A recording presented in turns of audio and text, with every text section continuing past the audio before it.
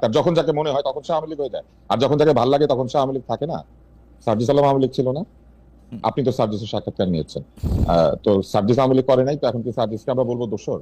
এইগুলো গণজমায়েতকে তারা একসময় প্রেশার গ্রুপ হিসেবে উল্লেখ করেছেন, বিশেষ উদ্দেশ্যে জমায়েত।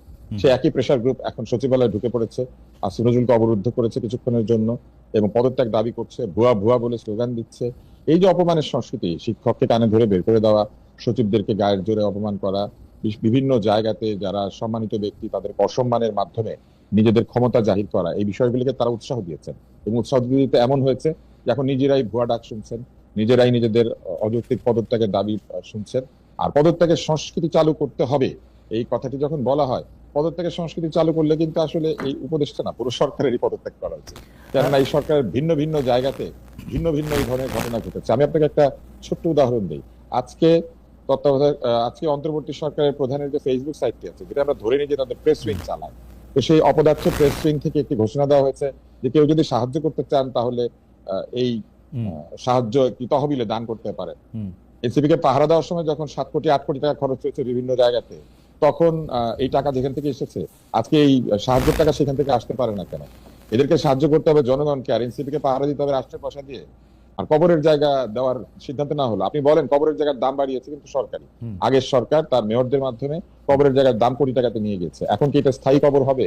স্থায়ী কবর হিসেবে এটা দেওয়া হচ্ছে, এটা কিন্তু জানতে হবে, নাকি অস্থায়ী কবর হিসেবে এই স্থায়ী এই কবরগুলি বরাদ্দ করা হচ্ছে। দ্বিতীয় হচ্ছে উত্তরার কবরস্থানে যে সকল বাবা মা তার বাচ্চাকে কবর দিবেন, এই সিদ্ধান্ত তো আমরা নিয়ে দিতে পারি না। সুতরাং কবরের জায়গা ফ্রি করে দেওয়ার যে বিষয়টি, এটিও এক ধরনের পাবলিসিটি স্টান্ট। না, কবরের জায়গা কিন্তু একটু সবাই আপনি একটু আগের কথা আসি, আপনি ওই যে সচিবালয় ঘেরার করার কথা বা মব বা প্রেশার গ্রুপের কথা বলছিলেন। সচিবালয়কে কিন্তু আমরা এবারই প্রথম না, আরও এই কয়েক মাসের মধ্যে আমরা আরও কয়েকবার সচিবালয়ের ভিতরে লোকজন ঢুকে পড়তে দেখেছি। সচিবালয় যেহেতু ক্যান্টনমেন্ট না, কিন্তু ক্যান্টনমেন্টের মতোই একটি স্পর্শকাতর জায়গা, তো সেই ক্ষেত্রে তো সচিবরা বা যারা সরকারি কর্মকর্তা কর্মচারী আছেন তারা কাজকর্ম করার ক্ষেত্রে অনিরাপদ বোধ করতে পারেন। প্রত্যেক দিনই এরকম নানা ধরনের দাবি প্রত্যেকটা গ্রুপ থেকে আসতে পারে, কারণ সব গ্রুপেরই আসলে কোনো না কোনো ইন্টারেস্ট সচিবালয়তে আছে। এইটা কি আপনি মনে করেন সরকারের পক্ষ থেকে প্রাথমিকভাবে উৎসাহ প্রদান করা হয়েছে বলে এটা হয়েছে, নাকি সরকার একরকম অসহায়, যেহেতু এই সরকার খুব বল প্রয়োগ করতে চায় না, আটকাতে চায় না, সেটার জন্য? সরকার বল প্রয়োগ করলে গোপালগঞ্জে চায়, অন্য জায়গাতে চায় না। সরকারের বল যে আছে সেটা আমরা গোপালগঞ্জে টের পেয়েছি। সরকার সচিবালয়ের আশেপাশেও বল প্রয়োগ করেছে। আনসাররা যখন এসেছিল, রিক্সাওয়ালারা যখন দাবি জানিয়েছিল, ওই এলাকাতে একাধিকবার সরকারের বল প্রয়োগের ঘটনা ঘটেছে। সরকার কেন জানি হঠাৎ হঠাৎ ভিন্ন ভিন্ন সময় সচিবালয়ে এরকম অপ্রবেশ করতে দেন। আপনাদের মনে আছে কিনা, অটো পাসের দাবি তো এরকম ছাত্রদেরকে ঢুকে পড়তে দেওয়া হয়েছিল এবং কয়েকশো ছাত্র ঢুকেছিল, বেশি না। সরকার দাবি মেনে নিয়েছিল যে ঠিক আছে, পরীক্ষা হবে না, অটো পাস। ঠিক একই রকম ভাবে আজকেও লোকজন ঢুকে পড়েছে। সচিবালয় একটি স্পর্শকাতর জায়গা এবং ক্যান্টনমেন্টের চাইতে সচিবালয় অনেক বেশি অরক্ষিত, এই কারণে যে ক্যান্টনমেন্টে কিন্তু গোলা বারুদ, অস্ত্র, এই সব জিনিসপত্র আলাদা আলাদা ভাবে দায়িত্বশীল ব্যক্তিদের কাছে থাকে এবং এইটা কিন্তু সহজে কেউ হাত দিতে পারে না। ক্যান্টনমেন্টে কিন্তু কোনো জায়গায় আলাদা আলাদা ভাবে, সব জায়গায় আলাদা আলাদা ভাবে প্রতিরক্ষা থাকে, প্রত্যেকটা দালানের আলাদা প্রতিরক্ষা আছে। ক্যান্টনমেন্ট কিন্তু একটা গেট দিয়ে প্রতিরক্ষিত হয় না। কিন্তু সচিবালয়ে যা থাকে সেটা হচ্ছে জাতির পুরা হিসাব কিতাব। ওইখানে জমির হিসাব আছে, ওইখানে টাকার হিসাব আছে, ওইখানে স্বাস্থ্যের হিসাব আছে, ওইখানে ব্যবসা বাণিজ্যের হিসাব আছে, ওইখানে কি নাই, এই বাংলাদেশের সমস্ত কার্যক্রমের হিসাব, অতীত এবং বর্তমানের এবং ভবিষ্যতের যে পরিকল্পনা, সেই ফাইলগুলি পর্যন্ত ওইখানে আছে। কর্মচারীদের পদোন্নতি আছে, নতুন চাকরির যে বিষয় সেইটা আছে, মরে যাওয়া কর্মচারীদের পেনশনের হিসাব আছে, কি নাই ওইখানে? ওইখানে একটা ফাইল নিয়ে গেলে, ওইখানে একটা ফাইলের মধ্যে যা দলিল দস্তাবেজ থাকে, একটা নিয়ে গেলে কয়েকশো লোকের, এমনকি কোনো কোনো ক্ষেত্রে কয়েক হাজার লোকের ক্ষতি হতে পারে। ফলে সচিবালয়ে যে এইভাবে লোকজন ঢুকে পড়তে দেওয়া হয়, এটাও তো একটা অদক্ষতা এবং অপারগতার প্রকাশ। আপনার কাছে কি মনে হয় যে এখানে সরকার, মানে আপনাকে শুধু এক দুই লাইনে যদি আপনি বলেন, এখানে সরকারের অদক্ষতার পাশাপাশি সরকারের কিঞ্চিত ইচ্ছাও থাকে বা পিক এন্ড চুজও থাকে, এরকম কি আপনি বলতে চান? আপনি ধরিয়ে দিচ্ছেন প্রশ্নটা, আমি আসলে সেই জায়গায় যাচ্ছি। এই সরকার করে কি ভিন্ন ভিন্ন সময় তাদের কতগুলো অপকর্ম থাকে, সেগুলি ঢাকার জন্য আগের সরকারের মতোই। এটা কিন্তু এখনকার প্র্যাকটিস না। আমার ধারণা যে এই কাজগুলি যারা পরিকল্পনা করেন, সেই একই পরিকল্পনাকারীরা এই সরকারের জন্য পরিকল্পনা করছেন, যে কারণে একই ভুল তারা বারবার করছেন। এই পরিকল্পকদের নিজেদের মেধার ঘাটতি আছে, অথবা নিজেদের বোঝার ভুল আছে, অথবা যেখান থেকে তারা ট্রেনিং নিয়েছেন সেই জায়গাতে ট্রেনিংটা খারাপ হয়েছিল। আপনি দেখবেন আপনি দেখবেন যে এই ধরনের ডাইভার্সন টাইপের জিনিসপত্র হঠাৎ ঘটতে দেওয়া হয়। লোকে এখন ব্যস্ত হচ্ছে সচিবালয়ে লোক ঢুকে পড়েছে, কিন্তু আমরা যে ট্রাম্পের কাছ থেকে 50% শুল্ক খেয়ে গেছি, হ্যাঁ। এটা নিয়ে আলাপ আলোচনা নাই হয়ে গেছে। গোপালগঞ্জে যে এইরকম গন্ডগোল করা হয়েছে, এটা নাই হয়ে গেছে। এরকম একাধিক ঘটনা যেগুলো আশেপাশে ঘটেছে, এগুলো সব নাই হয়ে গেছে। আমরা এখন শুরু হয়েছে কি? এখন শুরু হয়েছে সচিবালয়ের মধ্যে কিছু ছেলে ঢুকে শিক্ষা উপদেষ্টা পদত্যাগ দাবি করছে। আমি আপনাকে বলে দিই, শিক্ষা উপদেষ্টা পদত্যাগ করবেন না, এরা যার যার মতো বাড়িতে ফিরে যাবে। কিছুক্ষণ পরে আবার নতুন ভাবে জনসভা তৈরি হবে, সেখানে সালাউদ্দিন সাহেব কিংবা কোন মহিউদ্দিন সাহেবকে আবার গালিগালাজ করা হবে, আবার নতুন একটি পরিস্থিতি তৈরি করা হবে। আমি একটু মূল জায়গাতে কিন্তু আমরা নাই। আমরা একটু জনাব আবু আলম শহীদ খানের কাছে জানতে চাই যে জনাব আবু আলম শহীদ খান, আপনার কাছেও এরকম মনে হয় কিনা? কারণ এই ঘটনার পরে, মানে সচিবালয় ঘটনার পরে আমরা যেই দুই উপদেষ্টা এবং প্রেস সচিব আটকে থাকলেন, সেই প্রসঙ্গটাতেও আমরা একটু আসবো। আপনি কি দেখছেন এটা, একটু বলেন যে এটা ঠিক একটা পরিকল্পনার অংশ কিনা, পিক এন্ড চুজ কিনা, সচিবালয়টাকে এরকম অরক্ষিত কেন, এবং সচিবালয়ের মধ্যে ঢুকে পড়া মানে এটা কারোর জন্য তো এটা একটা ভালো কথা না।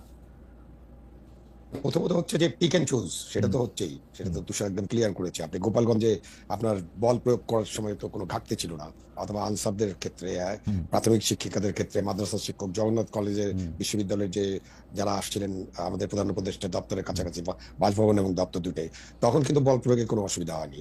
এখন সচিবালয় হচ্ছে বাংলাদেশের সবচেয়ে সেন্সিটিভ জায়গা, এবং সচিবালয় আসলে ক্যান্টনমেন্ট বানানোর তো কোনো ইচ্ছা কোনো কালেই কোনো সরকারের বা কোনো মানে কর্মচারীর ছিল না। এটাতে ক্যান্টনমেন্ট কেন বানাতে হবে? সচিবালয় টিকে আছে জনগণের রাস্তার উপরে, কারণ জনগণ জানে যে সচিবালয়ে তার অনেক কাজকর্ম আছে। হ্যাঁ, কাজ ঠিক মতো করেন না, জনগণ আমাদেরকে অবশ্যই সমালোচনা করেন। সচিবালয়ে অনেক কর্মকর্তা কর্মচারী আছেন যারা জনস্বার্থ বিবেচনা করেন না, সমালোচনা আছে। বাট সচিবালয়ে ঢুকে পড়বেন, সচিবালয়ের জিনিস বিনষ্ট করবেন। আর এই গায়ের জোরটা ওই ইন্টারমিডিয়েট পরীক্ষা যে অটো পাসের তখন থেকে শুরু হয়েছে, এবং এই সরকারের একটা প্রবণতা হলো যে কোনো বিষয়ে এই গায়ের জোর করতে দেওয়া। এবং তুষার ঠিকই বলছিলেন, ওখানে আর থাকতে পারে নাই। আসলে প্রথম পদত্যাগ করা উচিত হলো স্বরাষ্ট্র উপদেষ্টার, কারণ স্বরাষ্ট্র উপদেষ্টার দায়িত্ব হলো সচিবালয়ের নিরাপত্তা নিশ্চিত করা। তো উনি তো সচিবালয়ের নিরাপত্তা নিশ্চিত করতে পারেন নাই, সুতরাং দাবিটাও হওয়া উচিত যে স্বরাষ্ট্র উপদেষ্টা এই অবস্থায় উনি পদত্যাগ করে দেবেন, যদি করতে চান। করবেন না তো উনি করবেন না, কেন এর আগে একটা ঘোষণা দিয়েছিলেন না উনি, আমাদের যখন একজন রাষ্ট্রপতি বাইরে গেলেন এবং তারপরে উনি ঘোষণা দিলেন, এবং একটা কমিটি তিন উপদেষ্টার কমিটি করা হয়েছিল, তাই না? তারপরে মহামান্য রাষ্ট্রপতি ফেরত আসছেন এবং উনি বলছিলেন যে আমি যদি কিছু করতে না পারি, আমি যদি কোনো অ্যাকশন নিতে না পারি, আমি পদত্যাগ করবো। তো এখন তো আমরা ওই অ্যাকশনেরও কোনো খবর রাখি না, উনি পদত্যাগও করবেন না। রাত 3:30টায় উনিও আপনাদের প্রেস কভারেজ করেন, মানে প্রেস কনফারেন্স করেন। এই যে মধ্যরাতে কিছু কাজ করার যে অভ্যাস, এই অভ্যাসটা এই সরকারের অনেকেরই আছে, বিশেষ করে আমাদের যারা বৈষম্য বিরোধী ছাত্র আন্দোলনের নেতৃত্ব দিয়েছিলেন, সেই সময় থেকে তাদের এই অভ্যাস গড়ে উঠেছে, কিন্তু এখনো সেখান থেকে তারা যান নেই। সেই অভ্যাসের কারণেই মনে হয় এরকম তারা গভীর রাতে কিছু কিছু দেন, এবং তখন মানুষজন ঘুমাতে থাকে, সকালে উঠে একরকম মনে করে, মনে করার পর তাদের ক্ষোভ দুঃখ বেদনা জাগ্রত হয়, তখন তারা অ্যাকশনে যায়। শহীদ ভাই, তুষার ভাই একটা আগের সরকারের সাথে একটা তুলনা এনেছিলেন যে আগের সরকারের এইসব মানে অকাজগুলি যারা পরিকল্পনা করতেন, মনে হয় যে এই অকাজগুলি এই সরকারের লোকেরা তাদেরকেই দায়িত্ব দিচ্ছেন যে এইগুলি এমনি করে করো। আপনি কি মিল পান আগের সরকারের অকাজগুলির সাথে এই সরকার? আগের সরকার মানে আমি তো মিল পাই সব সরকারের। আপনি বাংলাদেশ তো 54 বছরের সরকার, তার আগে পাকিস্তানের সরকার ছিল। সরকারে যারা থাকেন বা যান এবং সরকারের সাথে যারা কাজ করেন, তারা কিন্তু এরকম ডাইভার্সন প্লট সৃষ্টি করতে খুব ভালোবাসেন। তো এটা একটা কি বলবেন আপনি, এটা একটা ট্রেনিং এর অংশ হয়ে গেছে নাকি আমাদের রক্তের অংশ হয়ে গেছে, সেটা নিয়ে একটু বিবেচনা করতে হবে যে আমরা কখন ডাইভার্সন প্লট থাকবে। আচ্ছা, আমি একটু আজকের প্রসঙ্গে আসি। আমরা দেখি যে 9 ঘন্টা আটক থাকার পর, 9 ঘন্টা আটক থাকার পর কিছুক্ষণ আগে আমাদের দুই উপদেষ্টা, একজন মানে আইন উপদেষ্টা এবং আইন উপদেষ্টার পাশাপাশি শিক্ষা উপদেষ্টা, না আইন উপদেষ্টার সঙ্গে আর কে ছিলেন, প্রেস সচিব ছিলেন, এবং আরেকজন কে ছিলেন, আরেকটা উপদেষ্টা তো ছিলেন, দাঁড়ান আমি আরেকটু মানে আমি চোখে দেখতে পাচ্ছি না, বারবার দুই উপদেষ্টা দেখছি, আরেকজন উপদেষ্টা কে ছিলেন? শিক্ষা উপদেষ্টা, জি, আইন উপদেষ্টা, শিক্ষা উপদেষ্টা এবং প্রেস সচিব, তারা 9 ঘন্টা আটক ছিলেন। কিন্তু আমি যেই ব্যাপারটার মধ্যে দেখলাম যে শিক্ষার্থীদের দাবি, এগুলি দাবি জানাইতে হইলো কেন, এটা আমি বুঝলাম না। মানে তারা কেন আটক ছিলেন সেটাও আপনারা একটু বলবেন। আমি তুষার ভাইকে দিয়ে শুরু করি, শহীদ ভাইকে দিয়ে একটু শুনবো। যে দেখেন, আপনি দাবিগুলি দেখেন, দাবি হচ্ছে নিহত ব্যক্তিদের সঠিক নাম পরিচয় প্রকাশ, আহত ব্যক্তিদের সম্পূর্ণ নির্ভুল তালিকা, শিক্ষার্থীদের প্রতিটি পরিবারকে ক্ষতিপূরণ, বিমান বাহিনীর ব্যবহৃত ঝুঁকিপূর্ণ পুরনো প্রশিক্ষণ বিমান বাতিল করে আধুনিক ও নিরাপদ বিমান চালু, বিমান বাহিনী প্রশিক্ষণ পদ্ধতি ও কেন্দ্র সংস্কার করে আরো মানবিক ও নিরাপদ ব্যবস্থা চালু, শিক্ষকদের গায়ে সেনাবাহিনী সদস্যদের হাত তোলার ঘটনায় জনসমক্ষে ক্ষমা প্রকাশ। এই দাবিগুলি দাবি কেন জানাইতে হবে এটা তো আমি বুঝতে পারতেছি না। এবং এই দাবি মানে এটা কেন দাবি, এটা তো অটোমেটিক হয়ে গেল না কেন, এটা বুঝলাম না আমি। তুষার ভাই, আপনি কি মনে করেন এর জন্য 9 ঘন্টা তার আটকে ছিল? আমি প্রথম দিক থেকে আসি, আমার কথা পছন্দ হবে না। প্রথমে আমার ভালো লেগেছে যে আজকে অন্তত প্রেস সচিব বুঝতে পারবেন যে কোনটা প্রেসার গ্রুপ আর কোনটা মব। এখনো যদি তিনি বুঝতে না পারেন তাহলে একেবারে বলে না যে হাতে কলমে শিক্ষা আছে, তিনি নিশ্চয়ই বুঝতে পেরেছেন যে কোনটা প্রেসার গ্রুপ আর কোনটা মব। উনি যেমন আজকে 9 ঘন্টা আটকে ছিলেন, এরকম যখন বিভিন্ন জায়গাতে মানুষেরা 9 ঘন্টা 10 ঘন্টা আটকে থেকেছে, সেই অনুভূতিটা আজকে তিনি নিশ্চয়ই বুঝতে পেরেছেন। তবে আনন্দের ব্যাপার এটাই যে অন্যরা তো আটকে থাকেন হস্টাইল মবের হাতে, উনি তো নিজের মবের হাতে নিজে আটকে ছিলেন। এগুলোকে তো তিনি উৎসাহ দিয়েছেন প্রেসার গ্রুপ বলে। পেছন দিক থেকে আসি, প্রথম হচ্ছে যে শিক্ষকদেরকে সেনাবাহিনী প্রহার করেছে, শিক্ষকদেরকে ছাত্ররা প্রহার করে নাই। এই আন্দোলনের পরে শিক্ষকদের গায়ে হাত তুলে নাই, শিক্ষকদেরকে জুতার মালা পরায় নাই, নিজেরা জুতার মালা পরাতে পারবে আর সেনাবাহিনী দিলে পরে তাদের কষ্ট লাগে। এইটা হচ্ছে স্ববিরোধিতা, দ্যাট ইজ ডাইকোটমি, দ্বিচারিতা। এবং এই দ্বিচারিতা এর মধ্যে আছে। এখন শিক্ষকের সম্মানের জন্য তাদের কি বলবো মানে মরা কান্না শুরু হয়েছে। এই শিক্ষকদেরকে যখন তারা অপমান করেছেন, শিক্ষকরা হার্ট অ্যাটাকে মরে গিয়েছেন, তখন তাদের খারাপ লাগে নাই। একটা শিক্ষকের মৃত্যু হয়েছে যে না, তারা তো সেই মৃত্যুটাকে আমরা মূল্য দিব না। তারা তো আওয়ামী আমি লীগের মনে ছিল, করি যে তারা তো আওয়ামী লীগের ছিল। ও শিক্ষক আওয়ামী লীগের হয়, ডাক্তার আওয়ামী লীগের হয়, আর অন্যরা কেউ আওয়ামী লীগের হয় না? বাংলাদেশে শুধু শিক্ষক ডাক্তার, যখন যাকে মনে হয় তখন সে আওয়ামী লীগ হয়ে যায়, আর যখন তাকে ভালো লাগে তখন সে আওয়ামী লীগ থাকে না। সার্জিস আলম আওয়ামী লীগ ছিল না? আপনি তো সার্জিসের সাক্ষাৎকার নিয়েছেন, তো সার্জিস আওয়ামী লীগ করে নাই, তো এখন কি সার্জিসকে আমরা বলবো দোষর? এইগুলো কোনো কথা না, এগুলো হচ্ছে মুভমেন্ট অফ কনভিনিয়েন্স। তারা তাদের পছন্দ অনুযায়ী দাবি তুলছেন। এবার আরেকটু পেছন থেকে আরেকটু যায়। তারপরে তারা বলছেন বিমান বাহিনীর উন্নতি করতে হবে। বিমান বাহিনীর উন্নতি করবেন তো প্রতিরক্ষা মন্ত্রী, বাংলাদেশের প্রতিরক্ষা মন্ত্রী কে? তাহলে তাকে অবরোধ করেন, যান। হ্যাঁ, তো যান, তাহলে তাকে অবরোধ করেন, তাকে তো অবরোধ করতেছেন না। বিমান বাহিনীর উন্নতি করে দেবে শিক্ষা উপদেষ্টা, আইন উপদেষ্টা, এগুলো হচ্ছে ডাইভার্সন টেকনিক। বিমান বাহিনীর উন্নতি মানে নতুন বিমান কিনবে, এবং নতুন বিমানটা নির্বাচিত সরকার আগে আসার আগেই কিনবে। এইটা হচ্ছে এখনকার দাবিটা, এগুলো আমাদেরকে বুঝতে হবে। আরেকটা হচ্ছে বলা হচ্ছে বাতিল বিমান, মোটেও বাতিল বিমান না। এই বিমান পাকিস্তানিরা ব্যবহার করে, যে পাকিস্তানকে অত্যন্ত ভালো লাগে এখন অনেকের। তো পাকিস্তানে এই বিমান ব্যবহৃত হচ্ছে। একটা বিমান আউট অফ প্রোডাকশন হয়ে যাওয়া মানে সেটা কিন্তু আউট অফ লাইফ না, তার লাইফ আছে। শ্রীলঙ্কাতে এই বিমান ব্যবহৃত, আমাদের পাশের দেশ মিয়ানমার এটা ব্যবহৃত হয়, কম্বোডিয়াতে ব্যবহৃত হয়, নাইজেরিয়াতে ব্যবহৃত হয়। এই বিমান আফ্রিকাতে এবং এশিয়াতে ভিন্ন ভিন্ন দেশে ব্যবহৃত হয়, নর্থ কোরিয়াতে ব্যবহৃত হয়। এইটা আসলে মিগের একটা মডিফাইড ভার্সন। এবং মিগের ভার্সনটা শেয়ার করেছিলেন সেই সময় রাশিয়ানরা চীনের সাথে একটা গুডউইলের অংশ হিসেবে, কিন্তু চাইনিজরা দেখলো যে মিগের যে ডিজাইন, সেই ডিজাইন ফল্টি, এবং সেই ফল্টি ডিজাইনকে তারা 248টা বা 49টা জায়গাতে তারা ইমপ্রুভ করে একটা নতুন ভার্সন তৈরি করেছে, যেখানে এই বিমানটা মোর স্টেবল। এটাকে ট্রেনিং এর জন্য ভিন্ন ভিন্ন দেশে ব্যবহার করা হয়। বিমানের মূল ব্যাপার হচ্ছে মেইনটেনেন্স। 747 নামে একটা বিমান আছে যেটা এয়ারফোর্স 1 ব্যবহার করে এখনো। হ্যাঁ, সেটাতে আমেরিকান প্রেসিডেন্ট চলেন। 747 কিন্তু প্রোডাকশনে নাই, জাম্বোজেট প্রোডাকশনে নাই, কিন্তু আমেরিকান এয়ারফোর্স 1 747 ব্যবহার করে। 747 নাসা ব্যবহার করে এখনো। এবং আরেকটা বিমানের কথা বলি, A380 একটা বিমান আছে যেটা এয়ারবাস 380, যেটা বিশাল, যেটাকে ডাবল ডেকার। সেই ডাবল ডেকার কিন্তু এখন প্রোডাকশনে নাই, বিক্রি করে না এখন আর। এমন ডাবল ডেকার কিন্তু অনেকে তার ফ্লিট থেকে সরিয়ে ফেলছেন। কিন্তু এমিরেটসে যদি আপনি যান, এতিহাদে যদি যান, তাহলে দেখবেন ডাবল ডেকার দিয়ে ভরা। বিমান আউট অফ প্রোডাকশন হওয়া মানে সেই বিমানটার দিন শেষ হয়ে গেছে, ব্যাপারটা সেরকম না।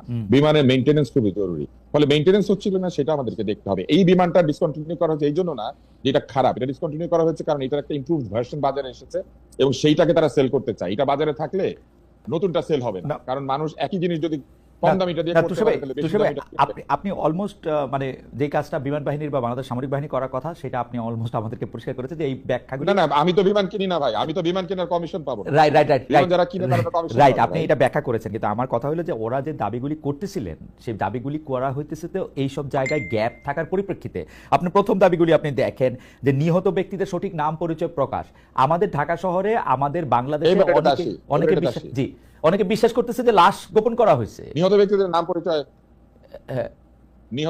নাম পরিচয় গোপন করা হয়, এই ধারণাটা কিন্তু অতীত থেকে এসেছে, যে মানুষ মারা যায় নাম পরিচয় গোপন করা হয়। এটা ওই যে শাপলা চত্বর থেকে শুরু হয়ে একেবারে শেষে জুলাইয়ের অভ্যুত্থান পর্যন্ত দাবি উঠেছে যে নিহত ব্যক্তিরা মারা গেলে নাম পরিচয় গোপন করা হয়। এবং একই ঘটনা কি ঘটেছে, জুলাই অভ্যুত্থানে নিহতদের নাম তালিকা সেটা ঠিক মতো ফাইনাল করতে এই সরকার পারেন নাই বহু মাসে। ফলে এদের উপর থেকে মানুষের আস্থা চলে গিয়েছে। গোপালগঞ্জে কি ঘটনা ঘটেছে, সেইখানকার নিহত এবং আহতদের তালিকা সেটাও এই সরকার ঠিক মতো প্রকাশ করতে পারেন নাই। ফলে নিহত ব্যক্তিদের নাম তালিকা নিয়ে সন্দেহ প্রকাশের যে রসম বা রীতি, এটা অতীত থেকে এখনো পর্যন্ত সরকার থেকে সরকারে এটা স্থানান্তরিত হয়েছে।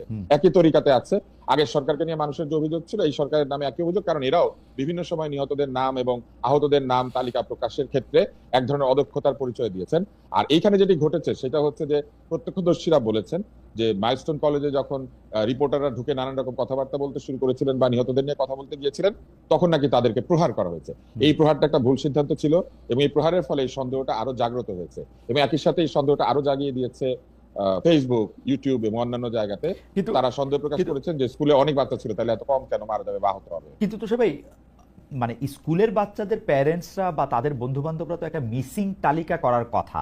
সেই মিসিং তালিকা করলেই তো এটা স্পষ্ট হবে যে ধরেন আমার এটা খুব সহজ, এটা খুব সহজ এটা না? খুব সহজ। স্কুলের বাচ্চাদের তো নাম ডাকার তালিকা স্কুলে থাকে। যতজন বাচ্চা আছে প্রত্যেকের নামের তালিকা আছে, ক্লাস রেজিস্টার আছে। হুম। ওই বিল্ডিং এর যে ক্লাসগুলি হতো সেই ছাত্রছাত্রীদের সবার রেজিস্টার আছে, Right. রোল কল হয়। রাইট, স্কুল তো এখনো রোল কলের বাইরে যায় না, রাইট, স্কুল থেকে আঙ্গুল দিয়ে ছাত্ররা ঢুকে না। রাইট। ফলে ইজিলি স্কুল চাইলে প্রত্যেকের বাসায় ফোন করে বাচ্চা কোথায় আছে জানতে চাইতে পারে, এবং এটা একদিনে কয়েক ঘন্টার ব্যাপার। তুষার ভাই, সবাই মিলে ফোন নিয়ে বসলে এটা বের করা কোনো ব্যাপার না। তুষার ভাই, আমি আপনাকে একটু রাইখে একটু শহীদ ভাইয়ের কাছে যাই। শহীদ ভাই, এই যে আটকে রাখা 9 ঘন্টা পরে এবং যে দাবিগুলি জানানো, আমার প্রাথমিকভাবে মনে হয়েছে যে এই দাবিগুলি আসলে আগেই সরকারের ক্লিয়ার করা উচিত ছিল কোথায় কখন কোন ঘটনা ঘটেছে। আর এই যে নিহতদের নাম তালিকা প্রকাশ, আহতদের পূর্ণাঙ্গ তালিকা প্রকাশ, এইটা নিয়ে যে সন্দেহ, এই সন্দেহটা এখনো কেমনি জিয়ে থাকে 2025 সালে। এবং আমরা যে কোনো দুর্ঘটনার ক্ষেত্রে এই অভিযোগটা প্রায় শুনি যে আসলে নিহত যত হয়েছে তত সরকার বলতেছে না। এই ব্যাপারটা কেন হয় আসলে, মানে কিসের থেকে? তুষার ভাই 2-3টা উদাহরণও দিয়েছেন আসলে, বা 2-3টা পুরনো কথা স্মরণ করেছেন। এরকম হয় যে আপনার নিহতের সংখ্যা কমিয়ে ফেললে হয়তো ক্ষতিপূরণ কম দিতে হবে, যেটা আমরা লঞ্চ দুর্ঘটনায় সবসময় শুনেছি যে লঞ্চ দুর্ঘটনার পরে লঞ্চের মালিকরা লোক পাঠিয়ে ওখান থেকে লোকজন সরিয়ে ফেলে নিহত লোকজনকে। তো এরকম অনেক কথা প্রচলিত আছে এবং অনেক কিছু ঘটেও বাংলাদেশে। ঘটে যাওয়ার কারণে এই ধরনের ধারণা একটা আছে মানুষের মধ্যে। 2 উপদেষ্টাকে আটকে রেখে প্রায় 9 ঘন্টা এবং যেসব দাবি দেওয়া করা হলো সেই সব দাবি দেওয়া খুবই সাধারণ দাবি দেওয়া, এই দাবি দেওয়া করার কোনো দরকার নেই। একটা দাবি নিয়েই শুধু তুষার যেটা বললেন সেটা নিয়ে আলোচনা করা যেতে পারে, যে এই যে ছাত্ররা হঠাৎ করে বিমান বাহিনীর বহর পরিবর্তন করে নতুন বিমান, আধুনিক বিমান কিনতে হবে, এই দাবি তো তাদের করার কথা না। এটা আমাদের ফোর্সেস গোল আছে, এটা বিমান বাহিনী করবে। আপনি এখন J7 ব্যবহার করেন, F7, ওটা আসল নাম J7, আপনি F7 ব্যবহার করতে, ওদের কাছে অলরেডি J17 আছে এবং J7 এর কিন্তু একটা চিতা উইং আছে পাকিস্তানে এবং তারা এটা ব্যবহার করে, ইরানও ব্যবহার করে। তো ওইসব আলোচনায় না যেও আমরা হয়তো আমাদের বিমান বাহিনীর জন্য কিছু বিমান ক্রয় করার বিষয়ে কারো হয়তো আগ্রহ আছে, তারা এটা ঢুকিয়ে দিয়েছেন। এইটা ছাত্রদের দাবি হওয়ার কথা না। ছাত্রদের অন্যান্য দাবি ঠিক আছে, যে আহত নিহতদের তালিকা ক্লিয়ার করা এবং আহত নিহতদের ব্যাপারে ঘোষণা একটা থাকা দরকার, যে নিহত মানুষদের পরিবারকে সরকার কিভাবে সহায়তা করবেন। এখন আপনি চাঁদা তোলার চেষ্টা করতে, আরে চাঁদা তো তুলতে হবে না। বাংলাদেশ সরকারের কাছে এই পরিমাণ অর্থ আছে যে কোনো পরিমাণ অর্থ তারা ব্যয় করতে পারবেন। আমাদের 7 লক্ষ কোটি টাকার বাজেট, সেখানে আপনি ওদের যে আছে হাতে যে টাকা থাকে সেটার পরিমাণও 80-90 হাজার কোটি টাকা। সুতরাং আপনার চাঁদা তুলে এদেরকে কিছু করতে হবে না, আপনি এটা সরাসরি ডিক্লেয়ার করতে পারেন। এবং আমাদের যে তহবিল আছে, একজন দর্শক আপনার মানে দর্শকের মন্তব্য আপনার কাছে একটু দৃষ্টি আকর্ষণ করতেছে, যে যেন সায়েম, উনি যেহেতু নাম নিয়ে বলছেন, আমি ধরে নিচ্ছি যে তার আইডিটা ভুয়া না, তিনি বলছেন যে প্রায় 150 জন প্রাণ হারিয়েছে অথচ টিভিতে দেখানো হচ্ছে মাত্র 30 জন। এই ধারণাটা কোত্থেকে আসলো? মানে এই গুজবটা, বা এটা যদি গুজব হয়ে থাকে, এটা কোত্থেকে আসলো? মানে যে 120 জন বাচ্চা বেশি মারা গেছে তাদের বাবা মারা কি মানে কোনো একটা ফাইল করেন নাই? মানে এটা কেন আসলো এই ব্যাপারটা, বা এই ধারণাটা কোত্থেকে আসতেছে? না, ধারণা ছড়িয়ে দেওয়া হচ্ছে হয়তো, মানে আমি ঠিক জানি না এখনো নিহতের সংখ্যা কত। তো যারাই নিহত হয়েছেন তাদের নাম প্রকাশ করলে এই ধারণাটা থেকে আমরা আচ্ছা, একটা ছোট প্রশ্ন করি আমাদের দর্শকদের উদ্দেশ্যে। শহীদ ভাই, সরকার যে নিহতের এবং আহতের সংখ্যা বলে, এটা কি আপনি বিশ্বাস করেন? যেমন আমি বলি যে আমি করি, কারণ আমি মনে করি যে একটা সরকার এত মনস্ট্যাটাস হতে পারে না এই সরকার যে নিহতের সংখ্যা বাড়ায় কমায় বলবে। আপনি করেন কিনা? আমি এই সরকারকে এখন বিশ্বাস করি, কারণটা হলো আমি গোপালগঞ্জের ব্যাপারে বিশ্বাস করি না, কারণ এটা আবার কোয়ালিটেটিভ। আচ্ছা, এই সরকারের এই ঘটনাটাকে আপনি বিশ্বাস করছেন, কিন্তু গোপালগঞ্জের ক্ষেত্রে আপনি বিশ্বাস করছেন। আমি তুষার ভাইকে এখানে কোনো রাজনীতি নাই, আমি জাস্ট এই প্রশ্নটা বিশ্বাস করি। এই প্রশ্নটা আমি শুধু তুষার ভাইকে জিজ্ঞেস করি। তুষার ভাই, বিমান বিধ্বস্তের ঘটনা, বিমান দুর্ঘটনার ক্ষেত্রে আপনি সরকারের দেওয়া হত নিহতের তালিকাটা আপনি বিশ্বাস করেন কিনা?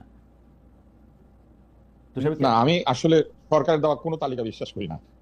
আচ্ছা, একসময় করতাম, আচ্ছা, একসময় করতাম এবং করে আমরা ঠকেছি। আচ্ছা, সরকারের তালিকা যখন তৈরি হয় সেখানে অনেক ধরনের আচ্ছা, স্টেক হোল্ডার ঢুকে পড়ে। আচ্ছা, ঠিক আছে। সালাসালি বলেন। শহীদ ভাই বলেছেন যে এই তালিকাটা উনি বিশ্বাস করেন, কারণ এটার মধ্যে কোনো রাজনীতি নাই, যেটার মধ্যে রাজনীতি সম্পৃক্ত আছে সেই তালিকাগুলি তিনি বিশ্বাস করেন না। না, শহীদ ভাই, এটার মধ্যে টাকা আছে। আচ্ছা, আপনি পরে একটু ব্যাখ্যা করেন, পরে ব্যাখ্যা করেন। শহীদ ভাই, এটার মধ্যে ক্ষতিপূরণ আছে, এটার মধ্যে ক্ষতিপূরণ আছে, এটার মধ্যে আহতদের ক্ষতিপূরণ আছে। আচ্ছা, নিহতদের ক্ষতিপূরণটা সরকার দিবেন নিহত হিসাব করে। না, সেটা নিজের আহত অবস্থা আপনি দেখবেন যে বহু মানুষ, সেটা তার নিজের পকেট থেকে দিবেন না, সরকারের অসুবিধা কি এটা দিলে?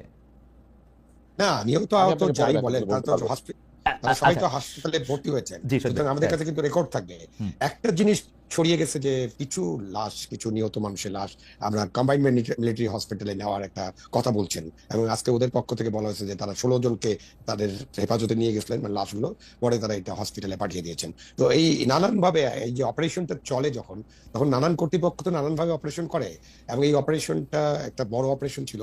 এটার ম্যানেজমেন্ট দুর্বলতা নিয়ে আমরা অবশ্যই প্রশ্ন করতে পারি। এই অপারেশনটা ওখানে হেডকোয়ার্টার করে একেবারে থেকে অপারেশনটা করা উচিত ছিল, এবং ওইখান থেকেই সবকিছু করা ছিল। এর আগে রানা প্লাজা একটা বিশাল অপারেশন হয়েছে, আমরা দেখেছি রানা প্লাজা কিভাবে ম্যানেজ করা হয়েছে। তো ওইখানে তো একেবারে সেনাবাহিনীর জিওসি নিজে উপস্থিত ছিলেন, এবং সেনাবাহিনীর অনেক সাপোর্ট, লোকাল গভর্নমেন্টের অনেক সাপোর্ট, সরকারের অনেক সাপোর্ট, জনগণের অনেক সাপোর্ট নিয়ে আমরা অপারেশনটা করেছিলাম। এবং সেখানে কিন্তু আপনার ওই যে ছোটখাটো বিষয় নিয়ে কথা বলা হয়, বাট এই অপারেশন চালানো, নিহতদের তালিকা, এই বিষয়ে খুব বেশি অভিযোগ কিন্তু ওখানেও হয়নি। ওকে, সুতরাং অপারেশন আপনি কিভাবে করছেন সেটার উপর অনেক কিছু নির্ভর করে।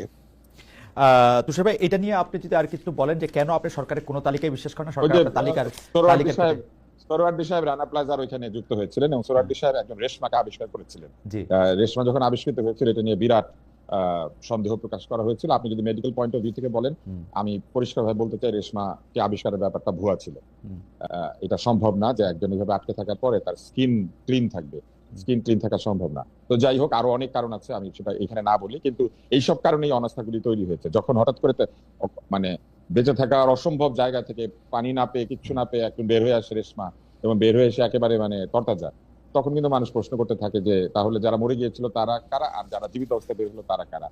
এখন এইখানে বা যেখানে আপনি তালিকার কথা বলেন, সকল তালিকায় ত্রুটি পাওয়া গিয়েছে অতীতে, ফলে এইখানে লোকজন আগে থেকেই সন্দেহ প্রকাশ করতে শুরু করেছে যে এই তালিকা ঠিক নাই। এই সবকিছু দায়িত্ব কিন্তু সরকারকে নিতে কিন্তু হবে। তুষার ভাই, সরকারকে এমন একটা ট্রান্সপারেন্ট ব্যবস্থা তৈরি করতে হবে যেখানে সরকার কোন তালিকা দিলে লোকে বিশ্বাস করে। তুষার ভাই, শেখ হাসিনার সরকারের না হয় কোনো এজেন্ডা ছিল নানা রকম, এই সরকারের তো এরকম কোনো এজেন্ডা, পপুলারিটি গেইন করা, পপুলার হওয়া, সেগুলির কোনো এজেন্ডা নাই, আছে কি? না, নাই তো। থাকলে তো ওনারা পপুলার হওয়ার চেষ্টা করতেন। যেরকম পপুলারিটি নিয়ে তারা এসেছিলেন, হ্যাঁ সেই পপুলারিটি প্রতিদিন বারবার কথা ছিল। হ্যাঁ এই 11 মাস পরে এসে তো তাদেরকে ঘেরা হওয়ার কথা না। ফলে পপুলারিটি নিয়ে তাদের বিন্দু মাত্র মাথা ব্যথা নাই। তাদের মাথা ব্যথা হচ্ছে সংস্কার। তারা Okay. সংস্কার করতে চান তাদের নিজেদের ইচ্ছা অনুযায়ী অথবা কারো প্রেসক্রিপশন অনুযায়ী। আর দ্বিতীয় যেটি তাদের মাথা ব্যথা, সেটা হচ্ছে নির্বাচন তাদের ভালো লাগে না। নির্বাচন জিনিসটা ভালো না, জনগণ ভোট দিতে পারে না, জনগণ টাকা নিয়ে ভোট দেয়। রাজনীতিবিদরা ভালো না, তারা টাকা দিয়ে ভোট কিনে। বা বাংলাদেশের নির্বাচন কমিশন ভালো না, কারণ নির্বাচন কমিশন কিভাবে ভোট করে তারা পারে না। পুলিশ ভালো না, তারা পাহারা দিতে পারে না। ডিসিএসপিরা ভালো না, তারা নির্বাচন আগে করে দেখাতে পারে নাই। ফলে নির্বাচন আসলে না করলেই তো ভালো। ফলে তাদের এজেন্ডা হচ্ছে নির্বাচন না করা। তাদের উচিত নির্বাচন করেই এটাকে প্রমাণ করা। আমার মনে হয় যে আপনি যে কনস্পিরেসির কথা বলতেছেন, সেই কনস্পিরেসি আসলে এটা কনস্পিরেসি না, না, কনস্পিরেসি হচ্ছে ষড়যন্ত্র। না না কিন্তু কনস্পিরেসি হচ্ছে ষড়যন্ত্র, যেটা চোখের আড়ালে হয়। এটা তো আমরা পরিষ্কার দেখতে না, পাচ্ছি। কিন্তু আপনি আমি আপনাকে বলি, কিন্তু আপনি সোহরাওয়ার্দী উদ্যান ভোরে জনসভা করা যায়, তখন নিরাপদ পরিবেশ থাকে। হাজার হাজার লাখ লাখ লোক সোহরাওয়ার্দী উদ্যানে আসতে পারে। ড্রোনের ভিডিও বা অন্য ভিডিও যাই বলুক, আমরা পত্রপত্রিকা এবং ঘোষণায় দেখেছি লক্ষ লক্ষ লোক পদযাত্রা করছে। পদযাত্রা করে জেলার পর জেলা সমান হচ্ছে, নাহলে জেগে উঠছে। তখন কোনো নিরাপত্তার ঝামেলা থাকে না। শুধু নির্বাচনের সময় বলে যে নিরাপদ পরিবেশ, ওপেন, এটা তো কোনো ষড়যন্ত্র না। কিন্তু আপনি যে কথাগুলি বললেন, সেই কথাগুলি তো কিছুটা সত্য। ভোট কেনাবেচার কথাও সত্য। ডিসিএসপিরা যে নির্বাচন করার সময় অনেক ধরনের ম্যানিপুলেশন করতে পারে বা করে থাকে। রাজনৈতিক দলই তো কেনাবেচা হয়, রাজনৈতিক দলই তো কেনাবেচা হয়। আমরা দেখি যে গাড়ির গ্লাস নেমে যায়, ফলের ঠোঙ্গার মধ্যে রাজনৈতিক দল কেনাবেচা হচ্ছে। তা তো হয়ও। আচ্ছা তুষার ভাই, আমি একটু আসতেছি আপনার কাছে একটা অন্য প্রসঙ্গ বা প্রশ্ন নিয়ে। কিন্তু দর্শকদের কাছে আমরা প্রশ্ন করছিলাম, যেহেতু আজকে মানে 2 দিন আগে এই জরিপটা করা, তখনও এই ট্র্যাজেডিটা ঘটে নাই। আমরা প্রশ্ন করেছিলাম পিআর পদ্ধতির দাবি সামনে এনে, মানে বিএনপি দাবি করছে যে পিআর পদ্ধতির দাবি সামনে এনে কিছু পক্ষ জাতীয় নির্বাচন পিছিয়ে দেওয়ার ষড়যন্ত্র করছে। এই দাবি বিএনপি করছিল। দর্শকদের কাছে আমরা প্রশ্ন করেছিলাম যে দলটির অবস্থান সঠিক বলে মনে করেন কিনা। শতকরা 35% দর্শক মনে করছেন যে হ্যাঁ দলটির অবস্থান সঠিক। শতকরা 65% দর্শক মনে করছেন যে দলটির অবস্থান সঠিক না। 63,000 দর্শক আমাদেরকে ভোট দিয়েছেন। আমরা পরবর্তী প্রসঙ্গে যাই, যে এই যে আপনি জনপ্রিয়তার কথা বলছিলেন, সেটার মধ্যে রাজনৈতিক সরকারগুলো নানা কায়দায় প্রচার প্রপাগান্ডা করে নিজেদের জনপ্রিয় দেখাতে চায় বা ফেক জনপ্রিয়তা তারা আশা করে। এই অন্তর্বর্তী সরকারের মধ্যেও আমরা এমন একটু প্রবণতা দেখতে পাই। আমাদের প্রশ্নটা ছিল সেটা, সেই পপুলারিটিটা দিয়ে তারা আসলে কি চায়। যে ধরেন মাইলস্টোনের ঘটনায় ত্রাণ চেয়ে গণমানুষের সাহায্য চাইলো এই সরকার, তারপরে আবার পরে এটা সমালোচনা হইলো, এটা আবার তুলে ফেলে তারপরে আবার কবরের জায়গার কথা বললো। এই মানে এই সরকারের মধ্যে এই জনপ্রিয় হওয়ার কৌশল বা এইটার কারণটা কি, এটা যদি একটু আমাদের ছোট করে বলতেন, আমাদের অনেকগুলি বিষয় আসলে আপনাদের প্রশ্ন করতে হবে। তুষার ভাই বলেন একটু ছোট করে। আমি আপনাকে একটা জিনিস বলি, জি। এই সরকারের প্রধানের নামে যে স্ট্যাটাস গুলি দেওয়া হয়, স্ট্যাটাস গুলি কার সঙ্গে আলোচনা করে দেওয়া হয়? প্রেস উইং কি নিজে নিজে সিদ্ধান্ত নিয়ে দেয়, নাকি উনি নিজেই এটা দেখেন? ওনার নিজের নামে যে জিনিস যাবে সেটা তার নিজের দেখা উচিত, প্রেস উইং এর হাতে ছেড়ে দেওয়া উচিত না। প্রেস উইং তার সরকারের বিভিন্ন সিদ্ধান্তর বিষয়ে জানাবে, কিন্তু যে কাজগুলি একেবারে সরাসরি ওনার পেজ থেকে পোস্টেড হবে, যে স্ট্যাটাস গুলি, সেই স্ট্যাটাস গুলির ভাষা থেকে শুরু করে অনেক জায়গা আছে যেখানে ঠিক পলিটিক্যাল কিংবা তুষার ভাই, আমি বলবো যে প্রেস এক উইংকে ধরনের পরিশুদ্ধতা ভাব- আমি প্রেস উইং এর কাছে জেনে বলছি যে এগুলি প্রত্যেকটাই ডক্টর মোহাম্মদ ইউনূসের অনুমোদন ক্রমে অনুমোদিত হয়। আমি এতদূর পর্যন্ত প্রশ্ন করেছিলাম যে 22 জন উপদেষ্টার মধ্যে কোন উপদেষ্টার কোন কাজ আপনারা সামনে আনবেন সেটা আপনারা নিজেরা সিদ্ধান্ত নেন কিনা। আমি যেটা বুঝতে পেরেছি যে 22 উপদেষ্টার মধ্যে দেখবেন আপনি 5 জন বা 6 জন উপদেষ্টার কাজের কথাই আসলে সেইখানে সামনে বেশি আসে। পররাষ্ট্র উপদেষ্টার কথা সেখানে কখনোই আসে না, নিরাপত্তা উপদেষ্টার কথা অনেকবার আসে। এটার কারণটা কি জানতে চাইলে তারা বলেন যে এটা তারা মানে আলোচনা করে ঠিক করে এটা করেন, অর্থাৎ ডক্টর মোহাম্মদ ইউনূসের সাথে আলোচনা করে ঠিক করে এটা করেন। তাহলে আমি বলবো যে এই জায়গাতে যেহেতু উনি নোবেল বিজয়ী হতে পারেন, কিন্তু এই ধরনের পপুলার কমিউনিকেশন বা পিপলস কমিউনিকেশন, এই জায়গাতে আমার মনে হয় যে তার অত্যন্ত ঘনিষ্ঠ কোনো ব্যক্তি যার এই ধরনের ধারণা আছে তাকে তার নিয়োগ দেওয়া উচিত বা নিযুক্ত করা উচিত, যাতে তারা তাকে প্রপারলি অ্যাডভাইস করতে পারেন। কেননা এই জায়গাতে আমি যথেষ্ট ঘাটতি পরিলক্ষিত লক্ষিত করেছি। এবার আসেন যে জায়গাটাতে আমরা ছিলাম, যে এই সরকার পপুলার হতে চায় পিআর পদ্ধতি। আপনি যে নির্বাচনের যে ভোটাভুটির কথাটা বললেন, এইটা তো স্বাভাবিক। বিএনপি ম্যাক্সিমাম 35 থেকে 40% ভোটই তো পায়। ফলে বিএনপির ভোটাররা বলেছে 35% তারা এটা চায় না, তারা বিএনপির পক্ষে আছে। আর বাকি যে 65%, ওইখানে কিন্তু আওয়ামী লীগও আছে, ওইখানে কিন্তু অন্যরাও আছে, আরো অনেকে আছেন, তারা সবাই মিলে কিন্তু 65%। ফলে এই 65%-এর মধ্যে ওই পিআর এ পেলে যারা জীবনে কিন্তু ইলেকশন করে জীবনে একটা সিট পাবেন না, সরাসরি ইলেকশনে ওই পিআর পদ্ধতিতে গেলে একটা দুইটা সিট পাবেন, এরা সবাই ওইখানে আছেন। ফলে এই যে জরিপটা আপনারা করেন, এই জরিপটা কিন্তু বিএনপি বনাম গোটা বিশ্ব, যেটা আগে ছিল আওয়ামী লীগ বনাম গোটা বিশ্ব। তো বিএনপি কে দিয়ে রিপ্লেস করা হয়েছে আওয়ামী লীগকে, এবং এখন একটা ইউনিভার্স তৈরি করা হয়েছে, যে ইউনিভার্সের মধ্যে বিএনপি বনাম গোটা বিশ্ব। 35% অ্যাজ এ ভোটার পার্সেন্টেজ যে কোনো নির্বাচনে বাংলাদেশে একটা দলকে সংখ্যাগরিষ্ঠতা দিয়ে দেওয়ার মতো ভোট। ফলে পিআর কেন চাইবে বিএনপি? তাদের তো চাওয়ার কোনো প্রশ্ন ওঠে না। কিন্তু উল্টা দিকে যারা 65% ভোট দিচ্ছেন, এদের অধিকাংশের জামানত বাজেয়াপ্ত হবে যদি ডিরেক্ট ভোটিং এ যায়। এই জামানত বাজেয়াপ্ত ওয়ালারা সবাই জীবনে একবার সুযোগ পেয়েছে উচ্চ কক্ষে গিয়ে বসবে, তাও নিম্ন দিকে না, নিম্নে তো সরাসরি ভোট। উচ্চ কক্ষে গিয়ে ওনারা বসে যারা সরাসরি ভোটে বিজয়ী হয়ে এসেছে তাদের উপরে মুরব্বি আনা করবে। 1% ভোট পেয়ে 35% ওনাদের উপরে মুরব্বিগিরি করবে। এইটার এই ভোটাভুটি, ইন্টারনেটে ভোটাভুটি, এটা simply the same as real vote বাংলাদেশে। এবং আপনি আওয়ামী লীগকে ছেড়ে দেন কালকে, তাহলে আওয়ামী লীগ এখানে আরো 25% বা 20% ভোট নিয়ে এসে হাজির হবে। তখন দেখবেন যে 35%, 25% বা 20%, এবং তারপরে বাকিরা। আমার মনে হয় যে পিআর পদ্ধতি বা নির্বাচনে আমরা আরো একদিন বিস্তারিত আলোচনা করবো। আমি একটু আবুল মোহাম্মদ শহীদ খান আপনার কাছে আসতে চাই। শহীদ ভাই, এই সরকারের প্রেস উইং আসলে প্রধান উপদেষ্টা যা বলেন বা যা বলতে চান সেটা, আমি প্রেস উইংটার দিকে খেয়াল রাখি, প্রেস উইংয়ের লোকজনের সাথে কথা বলি প্রধান উপদেষ্টা কি বলতে চান বা কি জানাতে চান সেটার জন্য। কিন্তু আমি প্রধান উপদেষ্টার মধ্যে এক ধরনের পপুলিস্ট হওয়ার মানে আকাঙ্ক্ষাটা দেখি। এইটার কারণটা কি? উনি তো ভোটে দাঁড়াবেন না, উনি এই পপুলারিটিটা কেন তিনি অর্জন করতে চান? মানে যখন যেদিকে ছাতা সেদিকে বৃষ্টি ধরে আপাত মানে খুব বাহবা পাওয়ার কিছু পথ করে দিয়ে। এটা তো তার নতুন চাওয়া না, এটা তো তিনি তার জীবনের শুরু থেকেই চেয়েছেন। সবসময় তার একটা পপুলার হওয়ার একটা কাজ উনি করতেন। আপনি নোবেল লরেট হওয়ার পরে যেভাবে গেলেন একেবারে একটা বিমান নিয়ে পুরস্কার আনতে, বা যে আপনি তাকে যদি তার পুরো জীবনটা দেখেন, তো তিনি তো সবসময় চেয়েছেন লাইমলাইটে থাকতে, পপুলার, মানে তার জায়গায় 000 ওখানে ছিলেন।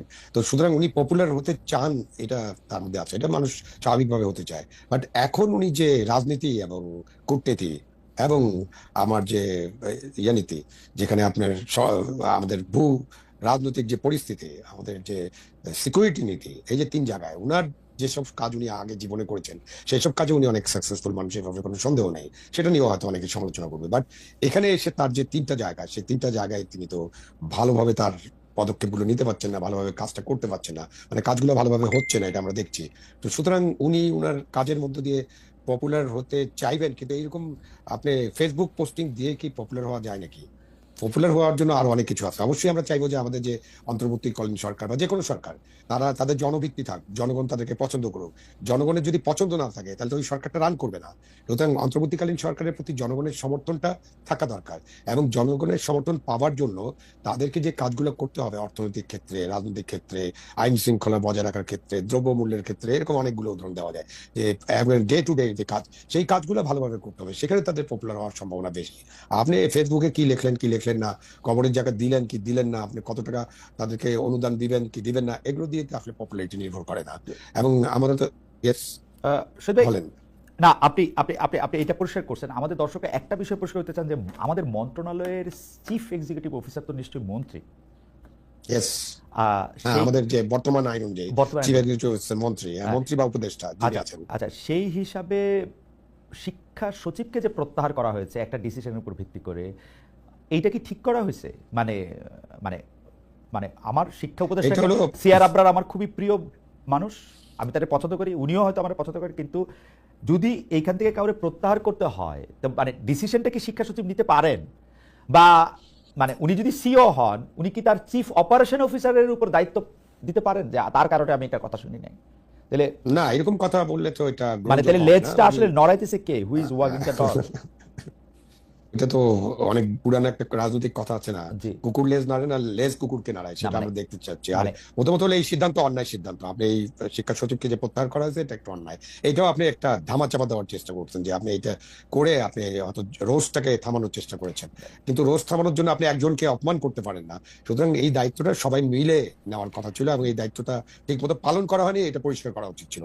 এবং এই দায়িত্ব পালন না করার জন্য একদম পুরো উপদেষ্টা পরিষদ, প্রধান উপদেষ্টা পর্যন্ত যাবেন, কারণ হলো যে এইসব সিদ্ধান্ত প্রধান উপদেষ্টা পর্যন্ত যাবে।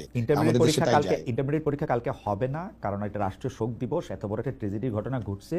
এইটা আমি বললাম যে আমি এটা করে দেন, মানে আপনি শিক্ষা উপদেষ্টার ভাষণ শোনেন, শিক্ষা উপদেষ্টা বলছেন যে আমি এটা বলছি এটা করে দেন, শিক্ষা সচিব বলছেন না পরীক্ষা পেছানোর দরকার কি, সেই জন্য আর করি নাই। আমি কি মানে আমার নিজের কান বিশ্বাস হয় না শহীদ ভাই, মানে সত্যি সত্যি যে না, এটা এটা এটা এটা এটা সম্ভব কোনো মানে অ্যাডভাইজার বা মিনিস্টারের পক্ষে এটা বলা?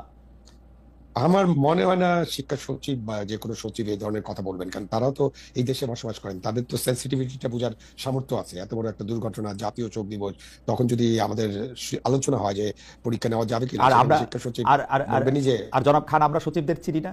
এই পাঙ্গা মানে কি পাবদা মাছ 9 ইঞ্চির জায়গায় 9.5 ইঞ্চি হয়েছে দেখে পুরো পাবদা মাছ ফেরত দিয়ে আবার পাবদা মাছ শিক্ষা সচিবরা কিনাই না দেয় নাই মন্ত্রীদের। তো না, মানে আর সেটাই আর আর আর মন্ত্রীদের সিদ্ধান্ত সচিবরা বলবে আমি এটা করবো না, তাও এরকম একটা যৌক্তিক সিদ্ধান্ত? না, এটা সম্ভাবনা একদম জিরো। আমি জানি না কি পর্যায়ে আলোচনা হয়েছিল এবং আলোচনাটা ঠিক মতো হয়েছে কিনা। এখানে একটা তারা সবাই মিলে এই জায়গায় একটা জগা খিচুড়ি পাকিয়ে দিছে। এখন তো দাবি উঠবে যে আবার আবার অটো পাস দাও, রাইট ওদিকে যাচ্ছে মনে হয়। রাইট রাইট রাইট, এই পরীক্ষা দিতে পারে, অটো পাস দাও অথবা অন্য কিছু একটা করো, বিমান কেনো এই কেনো সে কেনো। আচ্ছা তুষার ভাই, আমি একটু পলিটিক্যাল লিডারদের কথা আসি এবং ডাক্তারদের মানে চিকিৎসা পার্সপেক্টিভে। সেটা হচ্ছে যে এই যে মানে কোনো একটা দুর্ঘটনা ঘটলে, কোনো একটা ট্র্যাজেডি ঘটলে প্রচুর মানুষ আসলে দেখতে যান, বার্ন ইউনিটে দেখতে গেছেন না, মানে যখন একটা দগ্ধ রোগীর সবচেয়ে বড় বিষয় থাকে হচ্ছে সংক্রমণ। আমাদের যেহেতু মানে ওর চামড়াগুলি ক্ষতিগ্রস্ত হয়, ব্যাকটেরিয়া আটকাইতে পারে না, সেখানে দলে দলে লোকে তাদেরকে দেখতে যান, সাংবাদিকরা যান, কন্টেন্ট ক্রিয়েটররা যান, জামায়াত যান, বিএনপি যান, মির্জা ফখরুল যান, জামায়াতের আমির যান। এগুলি কি এতবার বলার পরেও মানে এটা কোনো আইন করে এটা বন্ধ করা যায় না? এটা মানে এটার কোনো স্কর্ডন করা যায় না যে না তোমরা যাইতে পারবা না? এটা এটা এটা কি মানে এটা কবে গেলে তারা এটা শিখবে যে মানে এটা যাইতে হবে না তাদের? বা তারা গিয়ে কি উপকারটা করেন, মানে এটাও যদি একটু বলতেন ডক্টর তুষার।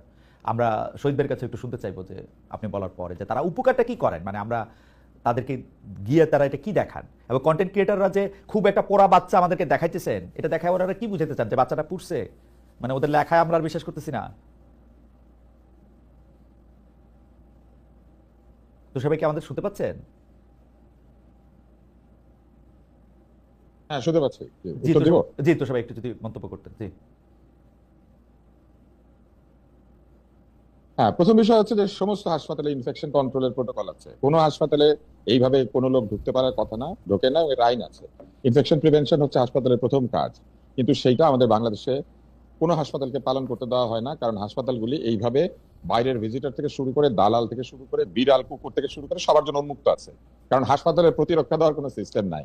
আপনি এখানে প্রতিরক্ষা দেওয়ার জন্য এপিসি মোতায়েন হবে, অনেক কিছু মোতায়েন হবে বিভিন্ন জায়গায়, কিন্তু হাসপাতালকে ঠিক মতো প্রতিরক্ষা দেওয়ার জন্য ঠিক মতো পুলিশ মোতায়েন করা নাই, আনসার মোতায়েন করা নাই। হাসপাতালের মধ্যে ঢুকে ডাক্তার এবং নার্সদেরকে প্রতিদিন প্রহার করা, বিভিন্ন সময় চটচাপড় দিয়ে বেরিয়ে যাওয়া, এটা একটা নিত্যনৈমিত্তিক ঘটনা। আমি আপনাকে হোয়াটসঅ্যাপ গ্রুপের মেসেজ দেখাতে পারবো মেডিকেল বিশ্ববিদ্যালয়ে, যেখানে কার্ডিওলজির ডাক্তাররা বলছেন যে প্রতিদিনই তো কেউ না কেউ থাপ্পড় খাচ্ছি, আজকে কে খায় দেখা যায়। এবং তারপর একজন লিখেছেন যে আজকে একটা ঘটে গিয়েছে, আজকে অমুকে খেয়েছেন থাপ্পড়। আপনি চিন্তা করেন, মেডিকেল বিশ্ববিদ্যালয়ের ভিতরে ঢুকে কার্ডিওলজি ওয়ার্ডের ডাক্তারদেরকে প্রতিদিন কেউ না কেউ চর মেরে যায়। এইরকম একটা হোয়াটসঅ্যাপ কনভারসেশন আমার কাছে আছে। এখন এইটা কেন হচ্ছে বাংলাদেশে, এটা যদি আপনি জানতে চান তাহলে আমি বলবো যে একটা সময় বাংলাদেশে রোগী দেখতে যাওয়ার ব্যাপার ছিল, রোগী মরে যাবে, ফলে রোগীকে হরলিক্স, আঙ্গুর, কমলা, আপেল নিয়ে যেত লোকজন। রোগী খুশি হয় মৃত্যুর আগে আত্মীয় স্বজনকে দেখতে পেরেছে, আর রোগীর আত্মীয় স্বজনরা খুশি হয় যে অমুকে অমুকে আমার আব্বাকে দেখতে আসছিল। কিন্তু সেই জায়গা থেকে বাংলাদেশের চিকিৎসা ব্যবস্থা অনেক এগিয়ে গেছে, কিন্তু দুর্ভাগ্যজনক ভাবে আমাদের সমাজ ব্যবস্থা আগায় নাই। এখনো মনে করা হয় যে কেউ যদি রোগী হয় তাকে হাসপাতালে আঙ্গুর, আপেল, কমলা নিয়ে দেখতে গেলে এটা খুবই ভালো। হরলিক্স নিয়ে যায়, হরলিক্সের মধ্যে ভর্তি চিনি, কিন্তু ডায়াবেটিস রোগীর জন্য হরলিক্স নিয়ে যায় বাদামে। তো এইগুলা ঘটে বাংলাদেশে।